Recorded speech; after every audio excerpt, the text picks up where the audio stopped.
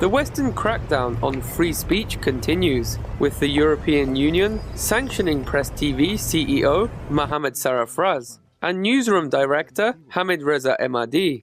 Human rights advocates call the move an affront to journalistic freedom. Analysts say that it is ironic that Western statesmen claim to be promoters of journalistic freedom in Iran, but to demonstrate this, they endorse the censorship of media venues such as Press TV and the targeting of Iranian journalists through sanctions, which detracts from the journalistic freedom of Iranians. In Canada, the media has been equally perverse. The National Post, for example, said that Press TV workers should be, quote, hounded and harried, while the Calgary Sun said that I, a Canadian citizen, should be deported from Canada because of my journalism. I wish we had sort of a Press TV in Canada, in a sense. In other words, a more honest, truthful reporting. Analysts believe that efforts to censor Press TV occur because the anti-Iranian, pro-Israeli arguments of Western governments cannot withstand scrutiny.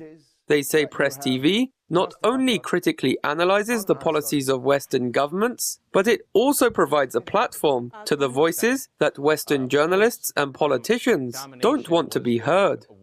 Journalists should be free to work in a professional, impartial, independent manner, wherever they happen to be, whether that is in Iran or in Europe, whether they are working for Iranian media or European media. But just because someone or a media organization is broadcasting or has got an editorial line which may be critical of a government or of a business or whatever have you, that's not a good reason to censor that media. Freedom of information is a vital, and that's why it's being attacked so much by the powers that be, is because it's one of the most vital tools the citizen has to be informed. And the thing is, the government doesn't want you to be informed. The government uses the media to manipulate public opinion. That's what it all comes down to. And if they can do that and get you to accept whatever they say at face value, then guess what? They literally just control you without even you knowing it. Analysts say that Press TV's opponents are compelled to shoot the messenger because the information contained in Press TV reports is too inconvenient for authoritarian elites in the West to tolerate. Joshua Blakeney, Press TV, Calgary. They're calling me a terrorist, like they don't know who the terror is.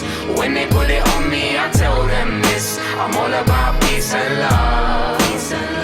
They're calling me a terrorist, like they don't know who the terror is.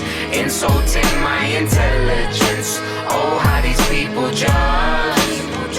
It seems like the ragheads and packies are worrying your dad, but your dad's favourite food is curry and kebab. It's funny but it's sad how they make your mummy hurry with her bags, rather read the Sun and study all the facts. Tell me, what's the bigger threat to human society? BAE systems or homemade IEDs, remote control drones killing off human lives, or man with homemade bomb committing suicide? I know you were terrified when you saw the towers fall. It's all terror, but some forms are more powerful. It seems nuts. How could there be such agony when more Israelis die from peanut allergies? It's like the definition didn't ever exist. I guess it's all just dependent who your nemesis is. Irrelevant how eloquent the rhetoric peddler is. They're telling fibs now, tell us who the terrorist is. They're calling me a terrorist, like they don't know who the terror is.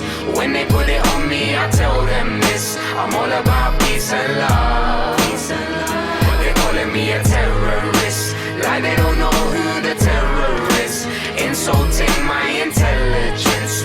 Oh, how these people judge.